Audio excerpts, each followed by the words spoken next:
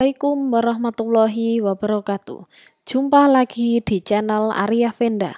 Pada kesempatan ini kita akan belajar mengenai uji asumsi klasik.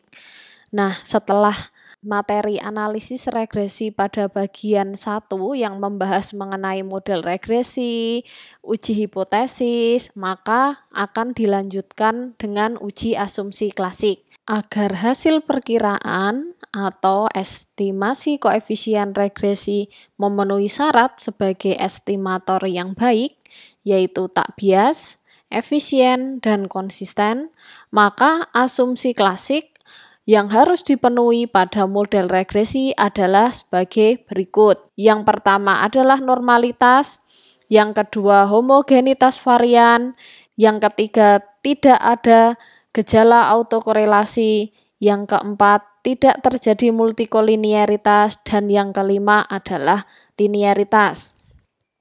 Untuk asumsi nomor 3 dan nomor 4 yaitu autokorelasi dan multikolinearitas ini tidak diharapkan untuk terjadi pada model regresi kita.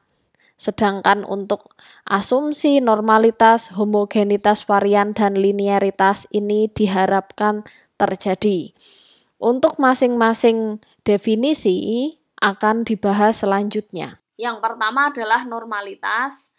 Asumsi normalitas adalah asumsi residual atau error yang tadi kita dapatkan. Error itu merupakan selisih dari nilai sebenarnya dikurangi dengan nilai prediksi.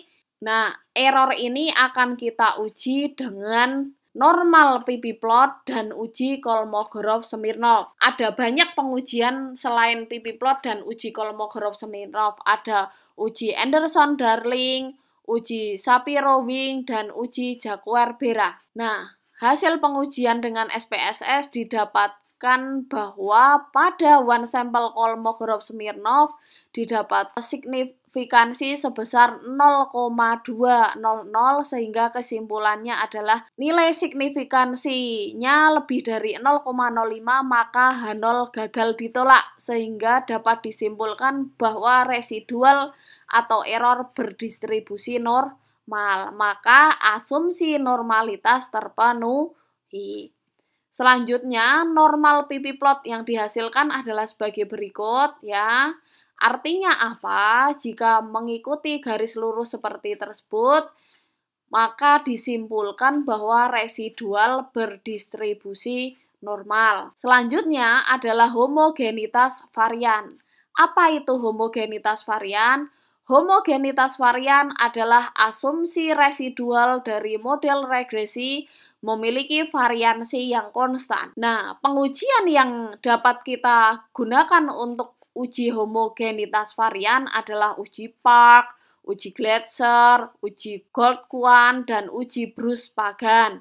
Nah, oke, kita akan pilih salah satu yaitu uji Gletser. Untuk uji Gletser ya, inti dari uji ini adalah meregresikan nilai dari absolute error atau absolute residual dengan semua variabel independen. Kemudian kita lakukan uji T. Jika signifikansi semua variabel independen itu lebih dari alfa, maka asumsi homogenitas varian terpenuhi. Nah, coba kita lihat ya output dari uji Gletser. Di dalam tabel koefisien juga, namun di dependent variabelnya di sini adalah upresid atau absolute residual. Ini kita lihat bahwa signifikansinya lebih dari alfa sehingga asumsi homogenitas varian terpenuhi. Selanjutnya adalah autokorelasi. Apa itu autokorelasi, teman-teman? Autokorelasi adalah adanya korelasi antara residual pada pengamatan ke I dengan pengamatan ke K. Misalnya ada korelasi dari error yang nomor 1 dengan error nomor 2. Nah, yang nomor 2 berkorelasi dengan yang ketiga berkorelasi dengan yang keempat, dan seterusnya. Nah, ini tidak boleh terjadi autokorelasi ini di dalam regresi ya. Nah, untuk menguji ada tidaknya gejala autokorelasi ini, maka dapat dilakukan dengan uji Durbin-Watson. Durbin-Watson ini bisa dilihat di dalam tabel model summary. Nah, ini nilai Durbin-Watsonnya 2,182. Untuk menguji Durbin-Watson ya, teman-teman harus mencari yang namanya tabel Durbin-Watson. Nah, seperti ini. Di mana mencarinya? Di Google ada, teman-teman. Nah, yang harus kita cari di dalam tabel Durbin-Watson adalah nilai DL dan DU. Alfa 0,05 karena yang kita pakai adalah alfa 0,05, sedangkan K itu sama dengan 2 karena variabel independennya ada 2. Maka berapa nilai DL dan DU-nya adalah sebesar 0,95 untuk DL dan DU-nya 1,54. Ya, ini kita ambil untuk N sama dengan 15 karena ukuran sampel tadi ada 15. Sehingga ya, kita tuliskan ulang. Durbin-Watson sebesar 2,182, K sama dengan 2 karena banyaknya variabel independen 2, yakni promosi dan outlet. Sedangkan alfa yang kita tentukan adalah sebesar 0,05. Kemudian DL-nya sama dengan 0,95, sedangkan DU sama dengan 1,54. Nah, angka-angka ini mari kita catat kemudian lakukan uji Durbin-Watson dengan peta sebagai berikut. Di sini nilai Durbin-Watson yang kita dapatkan dari pengujian adalah 2,182. Berada di dalam area DU hingga 4 min DU. Sehingga disimpulkan bahwa tidak terdapat autokorelasi. Nah, tidak terdapat autokorelasi inilah yang kita harapkan di dalam regresi, teman-teman. Namun, apabila nilai Durbin-Watson yang teman-teman dapatkan melalui komputasi data itu berada di area sini, maka pengujian tidak dapat disimpulkan. Atau berada di area 0 sampai DL, maka autokorelasinya positif. Selanjutnya adalah multikolinearitas.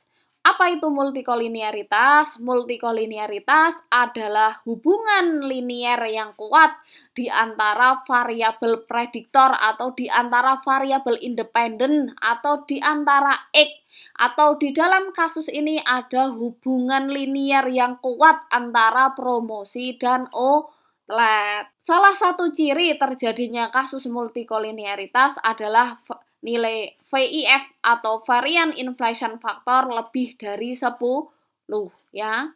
Nah, coba dalam komputasi kita didapatkan nilai VIF berapa? Ternyata 2,177. Nilainya sangat kurang dari 10 sehingga tidak terdapat gejala multikolinearitas. Nah, yang terakhir adalah asumsi linearitas.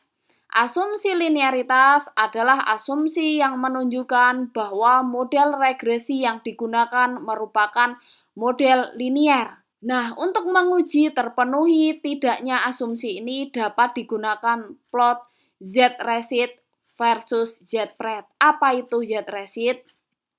Z-resid adalah standardized residual, sedangkan Z-pred adalah standardized predicted value. Nah, coba kita lihat sebaran dari plot ini ya, tidak berpola sehingga dapat disimpulkan bahwa asumsi linearitas terpenuhi. Nah, demikianlah penjelasan mengenai asumsi klasik di dalam analisis regresi. Terima kasih telah menyimak video sampai akhir. Jangan lupa like and subscribe. Wassalamualaikum warahmatullahi wabarakatuh.